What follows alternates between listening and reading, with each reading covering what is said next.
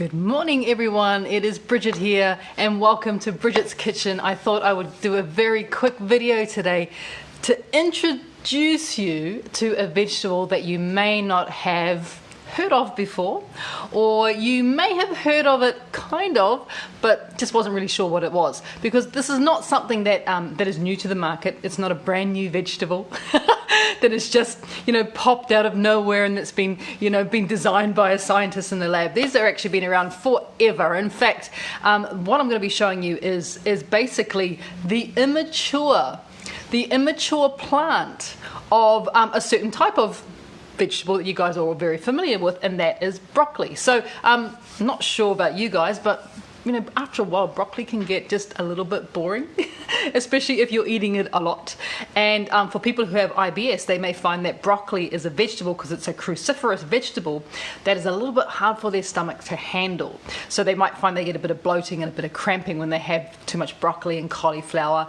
Kale's another one, and Brussels sprouts, those types of vegetables. Well, believe it or not, there is a type of vegetable that you can now include into your diet that doesn't look anything like broccoli for a start. You don't treat it like broccoli or cauliflower, but it is 100 times more potent and healthier for you than mature broccoli. And that is, as I was saying before, what I have in here. These are broccoli sprouts. So basically what these are, these little things here, let me just get a little pile so you can kind of see. What these are, you guys are all familiar with that, right? You've seen that in the supermarket and in the veggie shop. You've seen these little sprouts, and you can get like alfalfa sprouts, you can get pea sprouts, all sorts of sprouts available, and they do usually come in these little containers, and you see them sitting in the supermarket refrigerator or in the veggie shop refrigerator, because they do need to be refrigerated.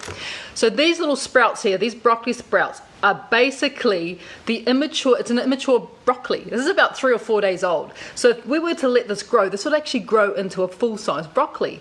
But when it is like this, in its small little concentrated form, remember this is only a couple days old, these broccoli sprouts here are 100 times more healthier for your body than the mature broccoli. So if you eat even a small amount of this, you are doing so much better health-wise for your body than having this big thing of broccoli. So broccoli sprouts, why are they so healthy? So as I was saying, they are the immature little baby broccoli. They look like that in here in Australia. It says Aussie sprouts. I know it's backwards.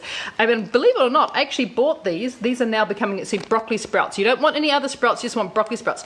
These are now becoming available in the supermarket. I would always see alfalfa sprouts and stuff like that, but broccoli sprouts were really hard to come by. I actually found these in a Woolworths here in Australia, in Sydney, and it was $2.50 for this little punnet of broccoli sprouts. So it's actually pretty good deal as well.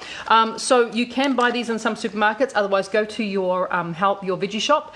But if they don't stock them, ask them to bring them in for you, because these are so good for you. Like seriously, you need to include these. You need to include these in your diet. These are so incredibly good for you. Mahe and I eat these every single day. We include this somehow in our cooking every single day. And here are the reasons why that you need to include broccoli sprouts. Remember, 100 times healthier than mature broccoli, more potent, better chemicals in there for your body. So here are the reasons why. In these broccoli sprouts here, in these broccoli sprouts, there is a good chemical. It's good for our body. And that chemical is called sulforaphane. Now, you don't have to remember what sulforaphane or the word, just remember that this has got a good chemical in it. And what that good chemical does is, well, it does lots of things. All the stuff that broccoli does, normally, times 100, more potent. But one of the main things that sulforaphane does is it prevents DNA damage of your cells. So it's going to help to fight chronic disease, inflammation, cancer, all these sort of things that are brought on by having cells that are unhealthy, cells that are damaged through DNA, and also cells that are inflamed.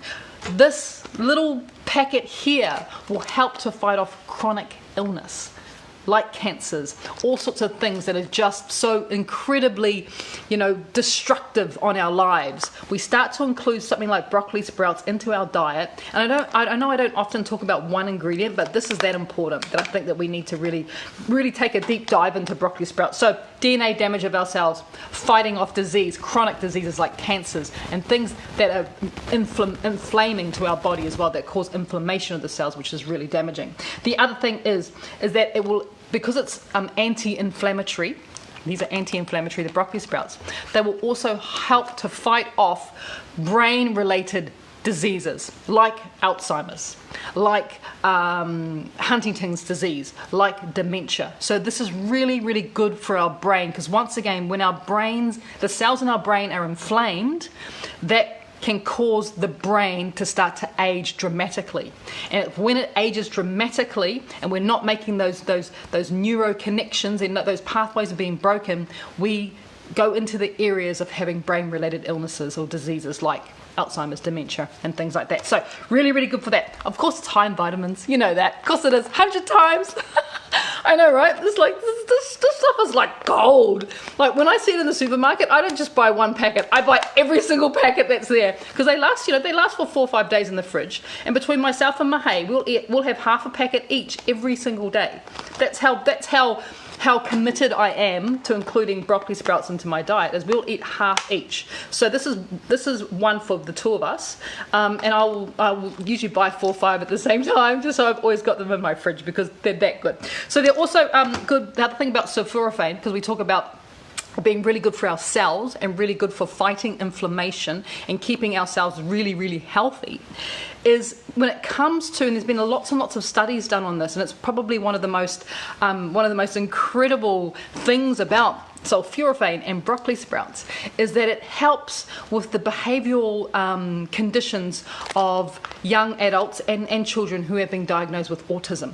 So because when it comes to autistic tendencies, some of the markers where they find that is very common with people, children or young adults that have autism, is that the cells are damaged and the cells are inflamed. So if you think about this being so good for cellular repair, protecting the cells, and also for reducing inflammation in the cells, then this positively impacts the behavioural changes within people who have been diagnosed with autism. So amazing studies that they're doing with sulforaphane, just incredible. Because the other thing about that we know about autism is that if your gut is unhealthy, what can happen is that the conditions are worsened by having an unhealthy gut. And of course, this is really good for your gut health. In fact, the sulforaphane in here in the broccoli sprouts will actually attack and destroy a certain bacteria that lives in your gut and creates havoc.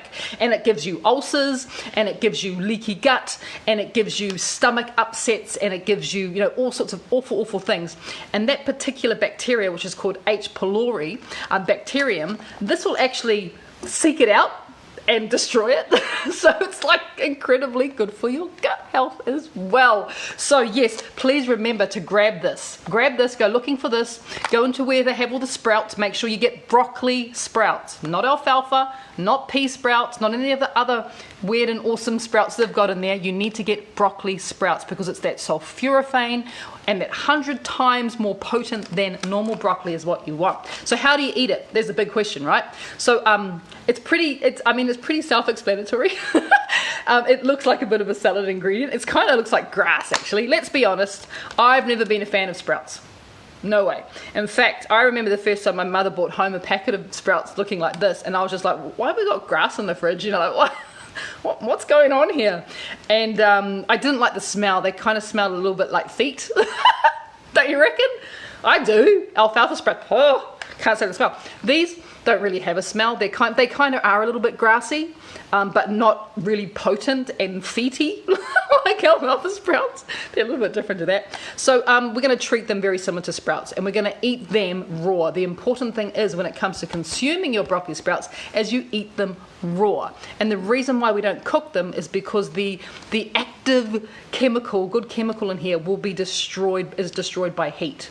So you have to have these raw. So the best way to have them, quite obviously, is through a salad. So this is what we normally do. I take half each, or I take a whole container and I mix it into a big bowl with kale, and I put spinach in there, and I put rocket in there, and then I put all my add-ins. So it goes in as part of a salad. Maybe it's a chicken salad you're having, maybe it's a salmon salad, whatever it is. This just becomes an addition to my big gorgeous salad that I have. I put avocado in there, some days I put parmesan cheese, however I'm feeling with that salad. This now becomes is important, if not even more important, than adding lettuce to your salad. That's how important it is. So it becomes part of a salad.